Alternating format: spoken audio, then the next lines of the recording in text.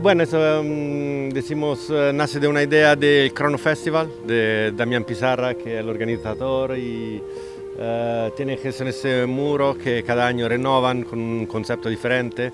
Y este año haber salido la película esa del 47 sobre Torre Baró, y pues estamos más o menos en el mismo distrito, en el mismo barrio.